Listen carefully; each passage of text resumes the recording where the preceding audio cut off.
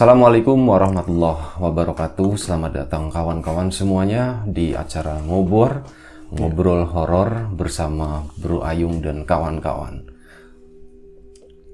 Lu kan bawa pasukan ya, pasukannya nggak kelihatan. Bro Ayung itu orang sakti.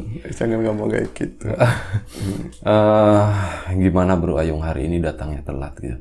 Tadinya mau potong gaji tapi nggak enak kayak. Nggak enak kan? Mukanya melas banget kan? Mukanya memelas banget. Tapi kita kan di luar musuhan ya. Betul. Kita nggak berteman ya. Kita nggak berteman. Dan ini adalah terobosan baru. Iya, dan ini ya hanya acting semata gitu ya. Betul. Ini tuntutan peran begini. Kalau nggak begini, nanti bos marah gitu ya. Oke, Bro Ayung, selamat datang. Kawan-kawan semuanya, terima kasih udah mampir di channel Ngobrol ini. Dan rencananya kita masih sebatas rencana ya. Kita mau ya ngobrolin masalah horor kayak gitu. Betul. Biasanya Bro Ayung itu akan bercerita. Ceritanya apa juga belum tahu. Tadi belum sempat nanya karena kita lagi musuhan ya aslinya. Betul lagi. Betul. Udah langsung aja Bro Ayung daripada ngalor ngidul gitu kan. Terima kasih Mas Riam atas pembukanya yang keren banget lah. Keren banget, iya. Dan kesempatannya untuk diriku masih bisa cerita lagi di Ngobrol ini ya, Bi. Aku nyapa teman-teman dulu.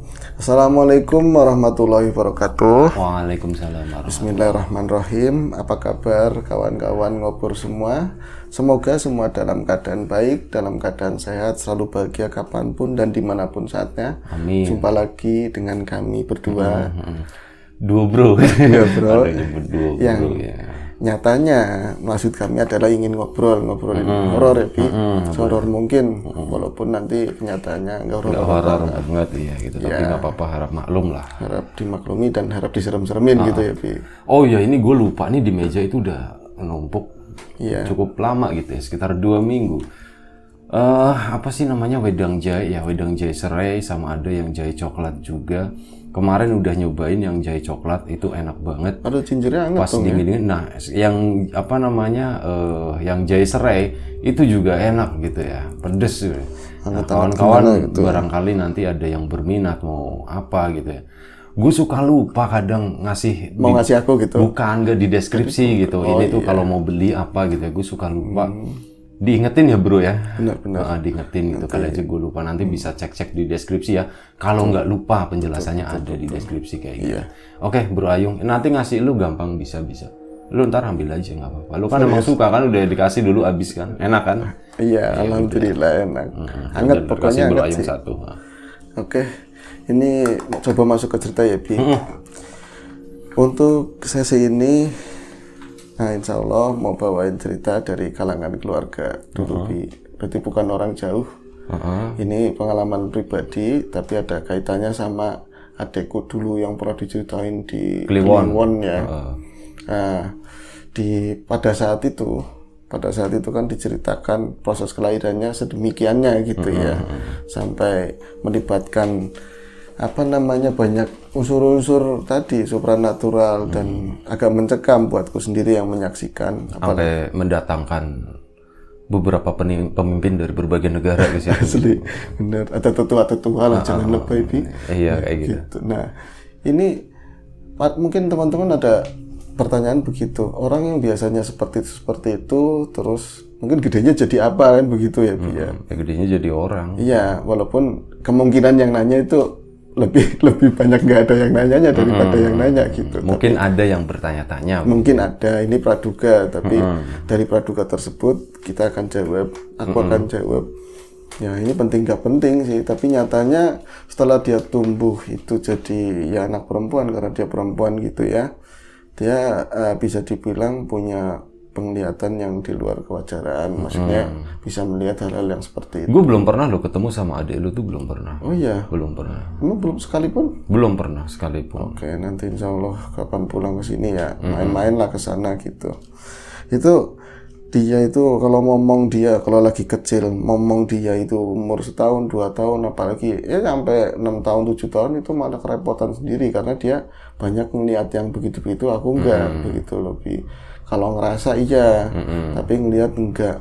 Nah ini mau loncat ke usia di mana dia udah punya ini ya, udah Berarti dia kan track recordnya udah dari Bekasi, situ Bi dulu. Di Bekasi yang pernah situ main ke sana. Iya, tapi nggak pernah ketemu juga ya di Belum situ. pernah Ya. ketemu.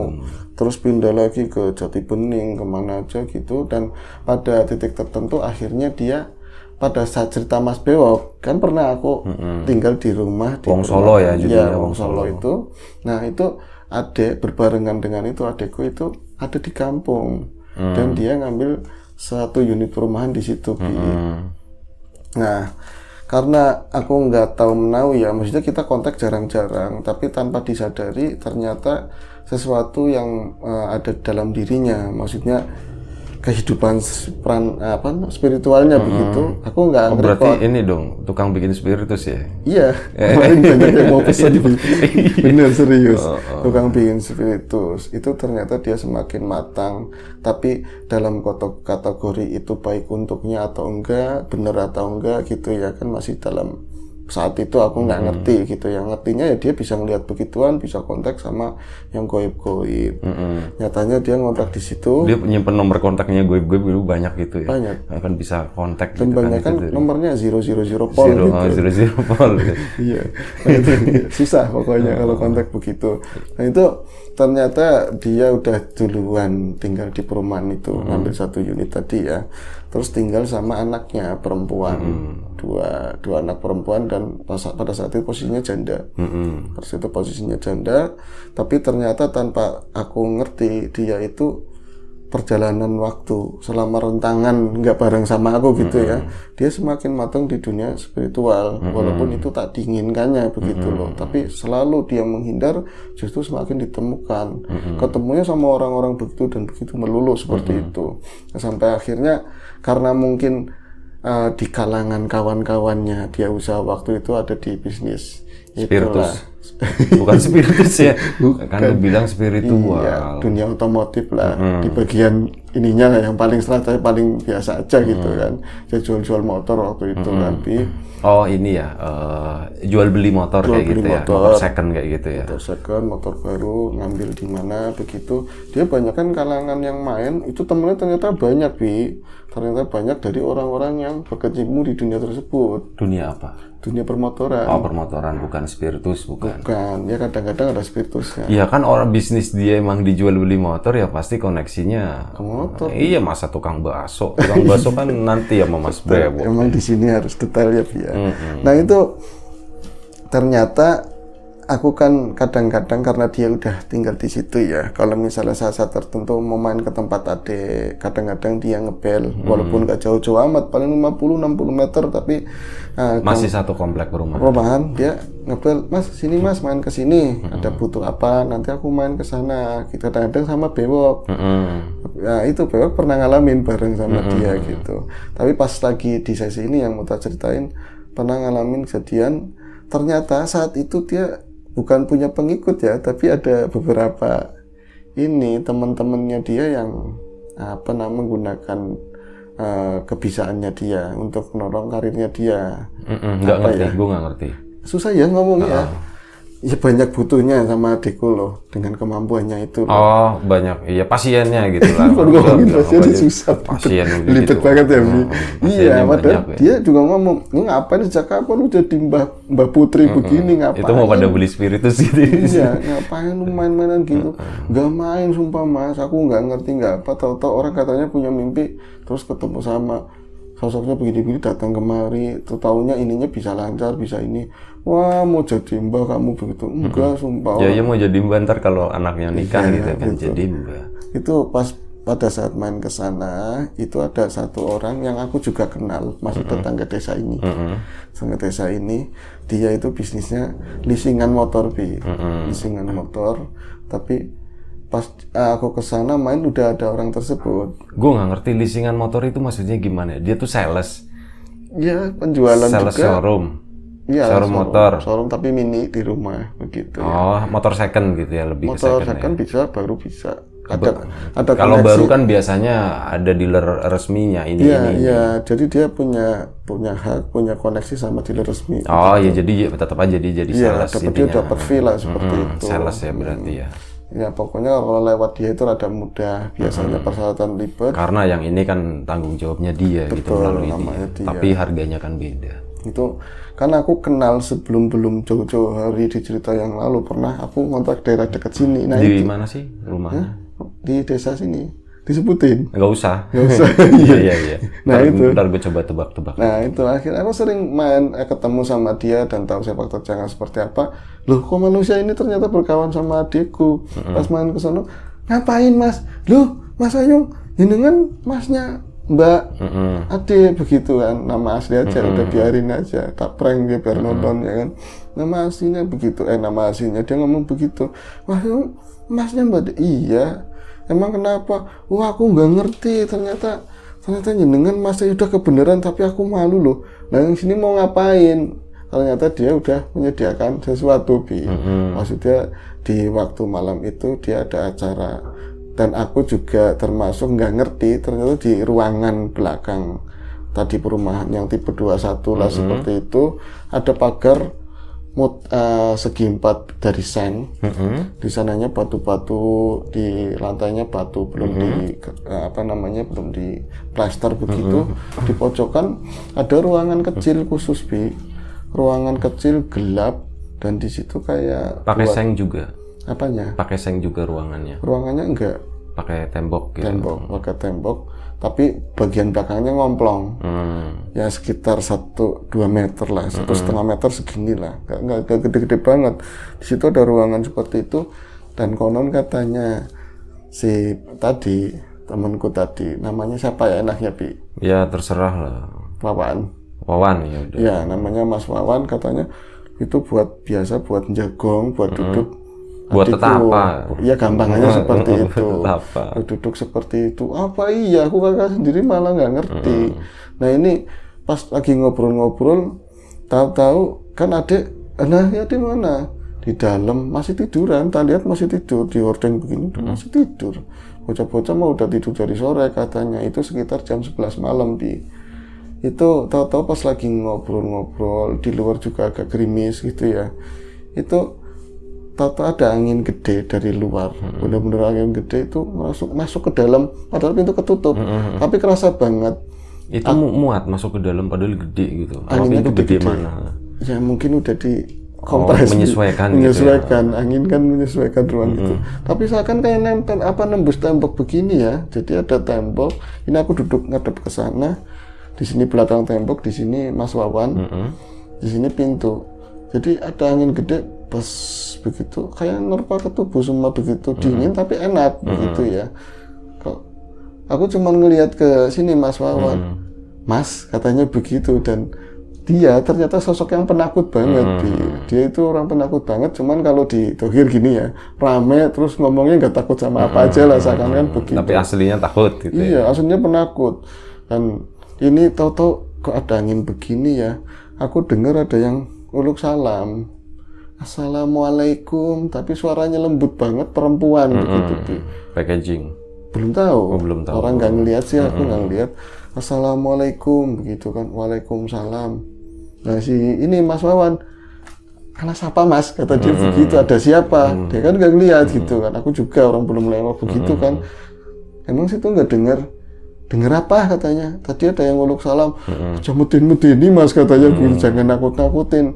Jangan kakean ngomong, aku bilang situ kesini aja bawa ubi rampai begitu, pasti mau sesuatu. Masa ada uluk salam takut aku begituin kan. Tahu-tahu pas aku jawab salam, pintu langsung buka sendiri Posisinya memang nggak di kedorong angin kunci, mungkin lah ya. Kedorong angin tapi benar-benar pelan. Kayak bunyi seperti itu ya. Dan yang itu masuk, karena kurang oli itu. Kalau dikasih oli nggak bunyi kret. Bunyi kret ya. Mungkin bunyi gitu ya. Emang di horor itu selalu begitu, pintunya itu kurang oli, Bro. Jadi kalau pintunya ngebuka itu pasti bunyi kreket gitu. Kalau misalnya di film atau apa itu memang ada sound yang memang khusus itu. Ada itu apa emang? Itu kurang oli aja sih. Kurang oli sebenarnya ya. Benar sih. Ya setidaknya pakai minyak jelantah lah. Pakai minyak jelantah. Kalau nggak pakai baby oil lah. Males banget sih. Pakai minyak sayur gitu kan. Iya kalau misalnya mau bikin film kan ada keruk-keruk, diminyakin dulu ngapain? Iya, diminyakin dulu biar nggak bunyi kreket Iya, gitu kan. Nah, tapi mungkin sound yang diinginkan begitu kali. Nah itu bunyi kreket seperti itu ya. Itu angin datang lagi barengan sama pintu buka. Tapi itu aromanya bisa dibilang kalau kesinian aku sering nyium bau gitu. Dulu itu kan sesuatu yang asing banget ya. Itu aromanya wangi tapi bukan mawar, bukan melat, campur-campur ngacak tapi enak, kayak terapi begitu, aroma terapi enak banget. Terus di ini ya, kayak tanganku kan kesini ya, di pintu, kayak ada yang jarit sing nyampar gitu, kayak ada pakaiannya yang orang masuk tapi udah dipersilakan masuk sih. Aku ngomong akhirnya ngomong sendiri, monggo nek arep mlebet aku begitu. Itu ada yang jalan ke sini, sosok yang jalan ke sini, tapi aku nggak ngeliat wujudnya, cuman ngerasa seperti ada jaritnya yang ada kain yang kena tanganku, kegesek ke tanganku. Terus aku lihat lagi ke Mas Wawan, Mas aslinya apa Mas, aslinya apa, kata dia. Geser duduknya tadi semeteran, kita sama-sama ngerokok, geser. Ngapain sono sih, ngapain? Medeni Mas, medeni kok pintunya buka sendiri. Enggak, itu tadi angin Wok. Wan, itu angin Wan. Udah diceklek begitu. Itu kayak kesini mau ngapain kawanan sama adikku kok kayak gitu dipermasalahkan. Itu ternyata setelah dia itu kayak sepertinya dalam perasaanku itu ada masuk, adikku keluar, dari tadi Mas kesini Mas, ya tadi kan kamu yang nelpon, zaman itu nggak ada WA tadi kamu yang nelpon. Iya aku lupa, kelelahan tidur. Ya udah tadi tamunya udah yang ditunggu udah datang, kata dia begitu. Zaman itu tuh hebat-hebatnya BlackBerry ya. BlackBerry, benar BlackBerry. Itu tamu udah datang, terus dia dandan, adekku dandan dalam arti bukan yang di paes-paes itu enggak, cuman ya bersih-bersih begitu, pakai pakaian sopan. Terus, yuk Mas, aku kayaknya mikir-mikir Mbak, katanya si tadi Wawan. Mikir-mikir gimana, katanya mau duduk sama aku di sana. Aku, kamu ngapain jadi mbah lu, tak gituin. Enggak Mas, emang aku biasa rutin begitu. Dari mana asalnya datangnya yang kayak gitu, kenapa begitu? Penjelasannya susah, orang ini buat nolongin orang kok, kata dia begitu. Akhirnya si adek masuk lagi ke kamar, nutup gorden.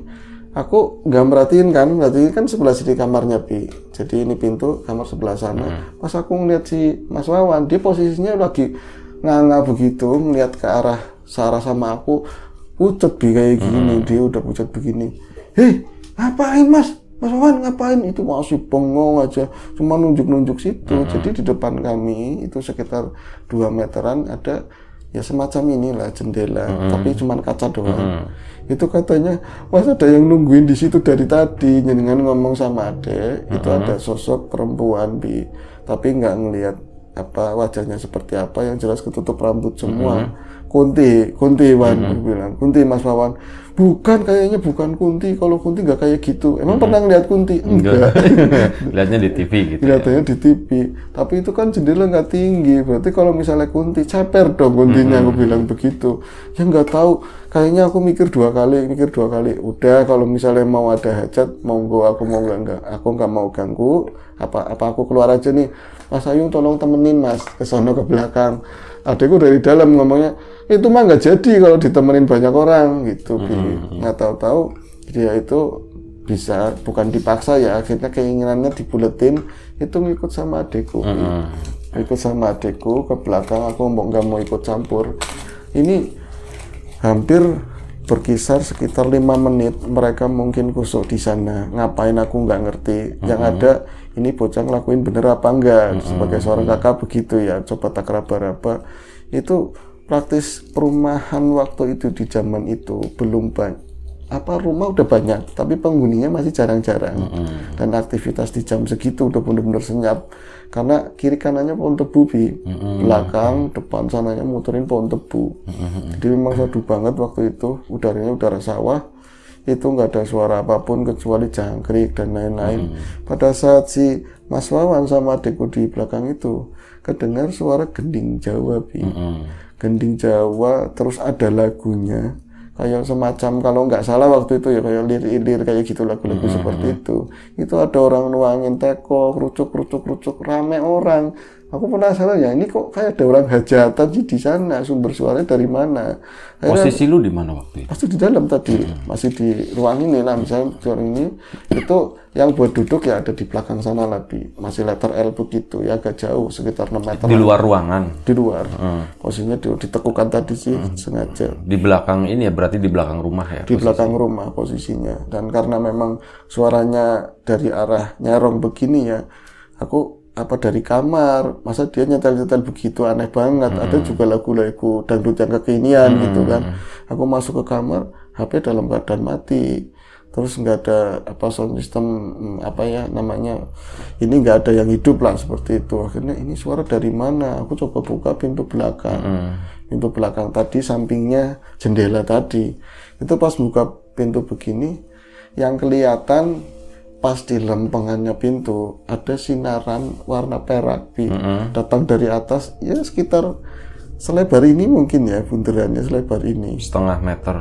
Enggak, 80 cm. 80-an. Tapi ini kita detail ya, ngomong matematis ya, 80 cm diameter. Dengan kemiringan sekian, dengan S sama dengan vapor T. Sudutnya tuh miring begini ya gitu. Iya, kecepatan juga. Diagonal gitu ya. Oke. Itu enggak lurus dari atas. Lurus. Lurus cas itu. Itu kayak pesawat UFO gitu. Kayak UFO. Aku aja nyampe padahal udah situasinya agak serem, tapi karena aku juga tinggal sendiri dan habis ketamuan sama bewok. Jadi nggak terlalu serem yang kayak gitu. Bewok lebih serem lagi, Bi. Jadi adanya ini kok kayak sinar apa? Bentar. Ya.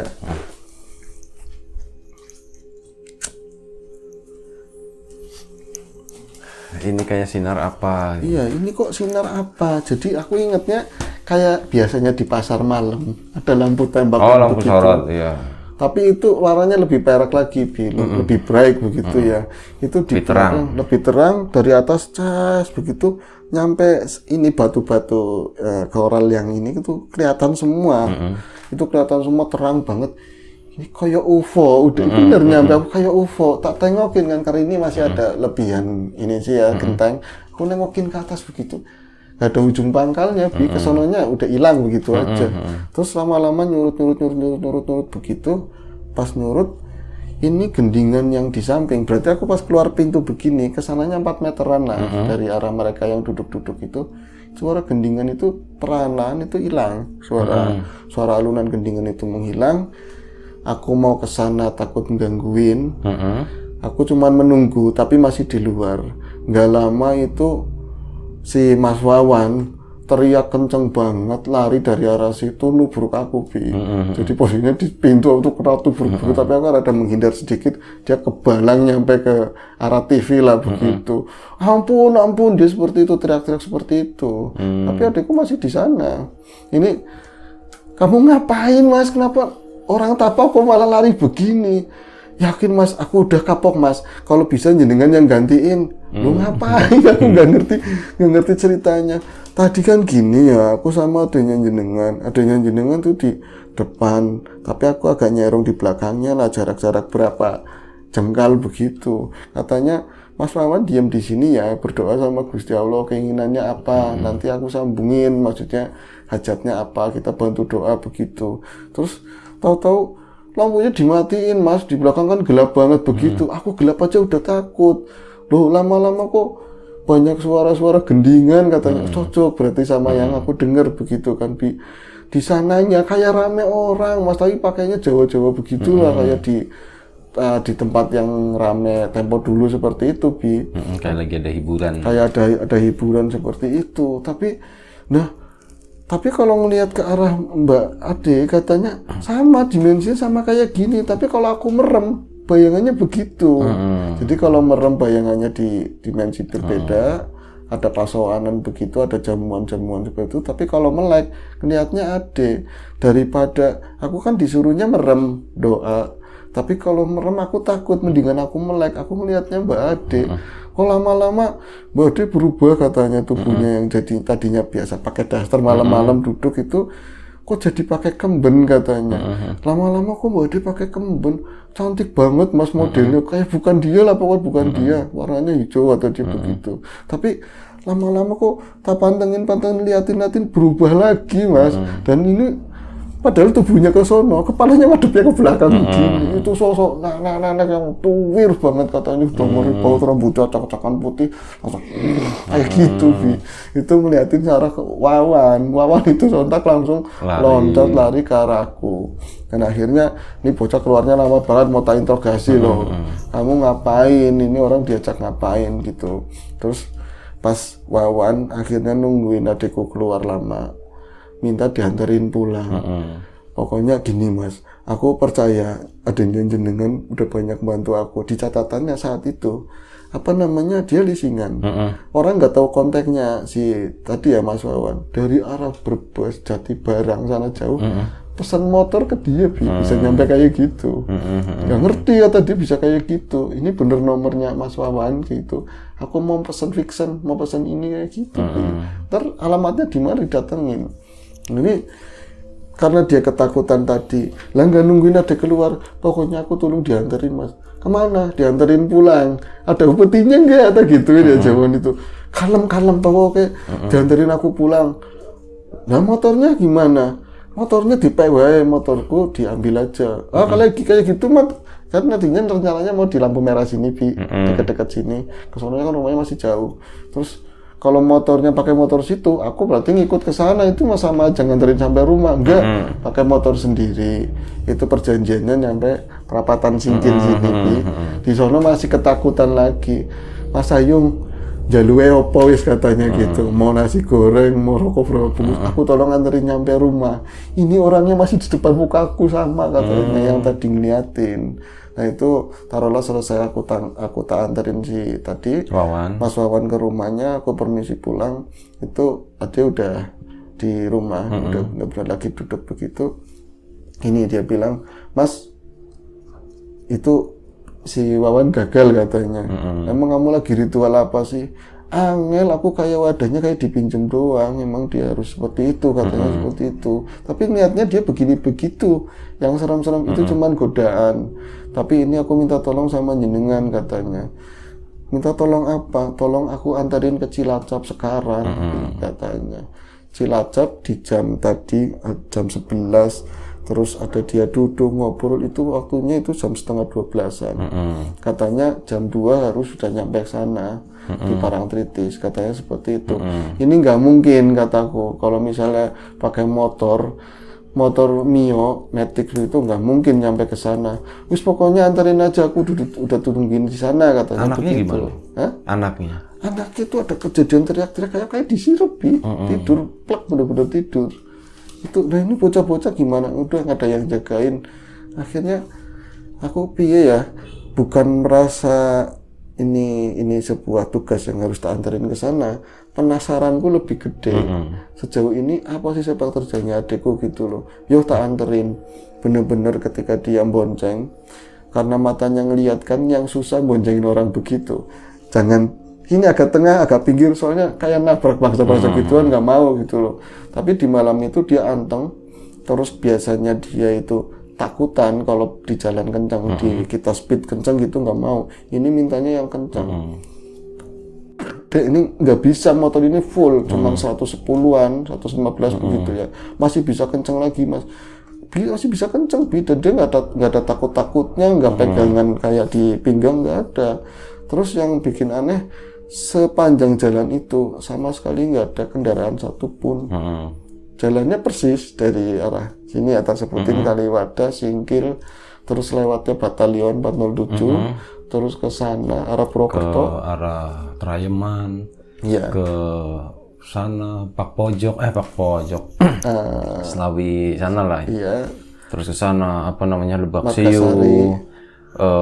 Ya itu namanya Margasari sana, Paku Laut, Klonengan ke sana terus sampai Bumi Ayu nyampe Cilacap. Sama sekali nggak ada kendaraan satupun. Di Cilacap ada pom bensin besar, belok kanan. Alah sudah, pokoknya ke sana terus. Iya itu benar-benar sepi nyenyet kata orang sini. Dan jalan itu nggak berlubang, benar-benar halus banget, nggak ada satupun yang lewat kendaraan, baik yang sama searah sama aku dan berbalik arahnya nggak ada sama sekali. Kecepatan full. Ini bocah tuh ini aku di mana gitu, kok bisa sepi banget jam segini. Aturan ada bis malam, ada tronton, lain-lainnya. Aku nggak mikirin, itu tetap jalan kenceng aja. dia minta berhenti di pom bensin ini Bumiayu. Paguyangan, minta berhenti di pom bensin Paguyangan. Kenapa? Itu yang di pinggir jalan itu. Betul, ya? Iya, pom bensin di pinggir jalan, mana ada di tengah jalan itu kan. Aku tadi sempat kenang prank seolah-olah situ hafal banget gitu ya. Padahal bener, pom bensin di pinggir jalan. Kalau di tengah jalan susah. Enggak, yang di pinggir jalan itu gue tahu pom bensin itu. Oh iya tahu ya. Tahu, karena banyak pom bensin pinggir jalan. Susah lagi. Iya, enggak emang beneran gue tahu yang di Bumiayu. Tak minum dulu Bi. Nah itu nyampe ke sana, katanya Mas nggak usah nyampe Cilacap katanya.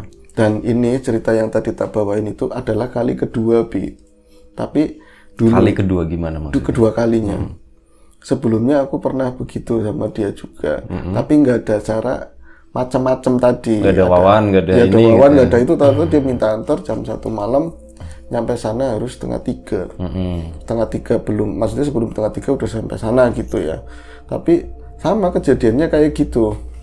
Tapi ada rame-ramenya itu sekitar daerah-daerah mau masuk ke Cilacap udah jalanan biasa aja gitu. Tapi kalau ini apa ya, nanti aku mau nyampe sana, nanti di jalan tetap aja nggak nyampe. Kalau jam 2 itu minta udah nyampe ke sana. Tahu-taunya dia bilang gini, Mas udah nyampe pom bensin Paguyangan aja. Dia ngomong seperti itu. Dan beneran aku bombong kan Bi, seneng. Oh aku mau buru-buru pulang. Tapi biasanya kayak kemarin pulangnya jalanan biasa, rame lagi. Akhirnya pas nyampe pom bensin Paguyangan katanya udah ada yang nungguin. Bener, waktu itu di sana baru masuk ke rest areanya begitu ya, bukan di pom bensinnya begitu. Samping sebelah kidul, sebelah lornya itu sudah ada minibus, ya mereknya nggak usah disebutin ya Bi. Itu warna hitam, udah nungguin, posisinya lampunya sen kedip begitu ya. Itu hazard, lampu hazard. Lampu hazard ya. Itu duduk. Kita langsung posisinya berhenti di sampingnya mobil tadi. Berarti samping sebelah kanan persis di pintu belakang. Persis pintu belakang. Aku nyentandarin motor, adikku juga turun. Itu ada seorang tua yang bawa mobil, pakai pakaian hitam semua. Dibilang tua banget ya enggak, sedengan lah gitu ya. Tapi orangnya kayaknya powerful, kuat begitu ya, badannya sehat begitu. Dia langsung nyamperin ke kami gitu ya, langsung nunduk begini tapi ke arahku minta cium tangan Bi. Minta cium tangan kan risih, orang tua gitu loh, ngapain cium tangan, katanya matur nuwun Kang Mas, katanya gitu. Matur nuwun Kang Mas, sudah diantarin nyampe sini gitu. Ngomong apa iki wong iki, ngomong apa? Terus tahu-tahu pintu belakang itu kan versinya bukan yang selerigan begitu Bi. Buka sendiri Bi. Yang mencet siapa? Aku kan nengok ke arah sopir, nggak ada orang mencet, nggak ada, aku buka sendiri. Tapi itu ada pemandangan yang benar-benar baru ya waktu itu. Di dalam itu pintu, tapi di dalamnya bukan mobil Bi. Di dalamnya itu taman bunga, semua itu bunga-bungaan, ada jalan kecil begitu Bi. Ada setapak yang membelah bunga-bungaan tadi. Dan posisi saat itu kan malam, sono enggak, sore. Posisinya sore. Terus senyum adikku ya, ngomong senyum, Mas aku harus ke sana, lewat sini aja, kata dia begitu. Aku bilang gila itu apaan tuh, di dalam bunga semua, kan wanginya langsung buka pintu langsung pruk, wangi banget semua Bi. Aku malah nengok ke kanan kiri, ada orang jualan, kayaknya mereka biasa aja, apa dimensiku aja begitu ya. Itu langsung adikku, nih, nah ini yang ditunggu-tunggu gitu. Nih buat ongkos pulang gituin, kata dia, buat ongkos pulang. Buat isi bensin. Buat isi bensin katanya gitu. Tak liatin merah berapa biji. Udah semua lupa kan. Bukan aku mudah disogok, tapi ya wis buat lumayanan gitu, buat mancing besok gitu kan. Akhirnya dia itu masuk ke dalam. Aku cuman ngelihat mobil itu ngelakson ya, dengar ngelakson sekali, terus belok. Mobilnya jalan. Mobilnya jalan, napak begitu, kalingan truk tronton hijau. Kayak truk gas begitu. Kesononya nggak tahu itu kesana apa kemari, padahal sepi Bi, tapi nggak ada.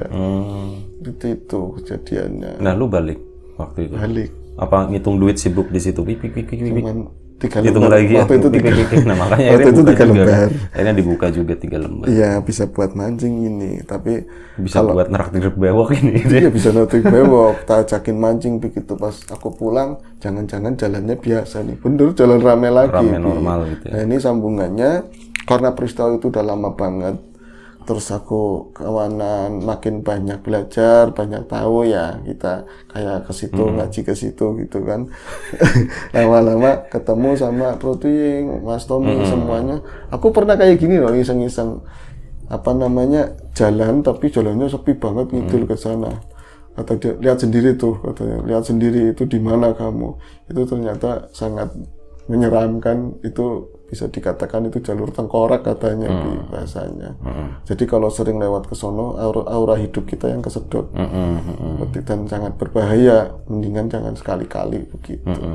Akhirnya aku, adikku nyaman, berarti ini mesti harus dibenerin begitu. Iya. Dan ini cerita ini mungkin adikku juga nonton, semoga dia juga bisa, berarti mungkin aku harus sekaligus gitu. Ini sebagai media buat menyampaikan hal itu gitu ya. Betul. Jadi nggak semua yang dia lihat seperti kelihatannya. Betul. Seperti itu. Gue barusan tadi mau bilang nih, adik lu kayaknya perlu diruqyah ini. Mau bilang kayak gitu, cuman gue nggak enak, jadi gue tahan. Dan ternyata setuju dengan Bro Ayung. Takutnya itu tadi masuk ke dalam lingkaran yang penuh tipu muslihat itu gitu ya. Nah, ke situ takutnya ke sana. Ya, siapapun itu, kita belum pernah ketemu adiknya Mas Ayung. Setuju dengan apa yang dikatakan sama Bro Ayung ini. Kayak gitulah intinya seperti itu. Ya, udah gitu aja Bro. Itu aja. Udah itu aja. Terima kasih kawan-kawan semuanya. Terima kasih Bro Ayung yang udah berbagi cerita ini. Dan semoga ya dari cerita ini kita bisa mengambil sesuatu yang positif ya. Nggak cuman sekedar cerita atau apa gitu. Tapi ada sesuatu yang positif yang bisa kita ambil. Kalau ada sesuatu yang negatif, ya buang jauh-jauh kayak gitu. Terus yang namanya masalah rezeki, kalau bisa ya nyarinya jangan pakai ini, mohon maaf ya, kayak Mas Wawan seperti itu, kayak gitu, minta-minta, kalau bisa jangan. Berusaha, berdoa, udah pasrah gitu aja. Itu akan ngebuka rezeki, sama sabar gitu. Jangan nyakitin orang lain gitu ya. Nyakitin orang lain maksudnya dengan tujuan menghancurkan orang lain, itu jangan pernah. Karena itu akan mempersulit rezeki gitu. Udah gitu aja, terima kasih. Bukannya mau sok nasehatin atau apa, kita juga sama-sama orang masih belajar ya Bro Ayung ya. Iya, kayak gitu ya. Udah lu ini jangan nangis kalau gitu. lama-lama kalau lama situ ngomong banyak yang ada isi. Ya tadi sih isi semua, tapi yang kayak tadi nyampeinnya seperti itu pengen di situ curhat dong Bi gitu. Gitu. Oh kayak gitu. Gue sebenarnya pengen sering ngomong kayak gini, tapi takutnya ntar lu nganggep gue sebagai guru gitu kan, nggak enak Bro. Padahal nggak ngomong kayak gitu aja aku. Udah, stop. Terima kasih kawan-kawan semuanya di rumah. Pokoknya terima kasih Bro Ayung ya, itu tadi. Semoga kita dimudahkan dalam hal apapun, termasuk kemudahan dalam hal rezeki. Siapapun sekarang yang lagi sakit, semoga segera diberi kesembuhan. Siapapun sekarang yang lagi sakit, siapapun sekarang yang masih sehat, semoga tetap dijaga kesehatannya. Ya, sampai jumpa di episode ngobrol horor selanjutnya. Jaga kesehatan kawan-kawan semuanya. Sekali lagi terima kasih banyak sekali. Mohon maaf sebesar-besarnya. Assalamualaikum warahmatullahi wabarakatuh.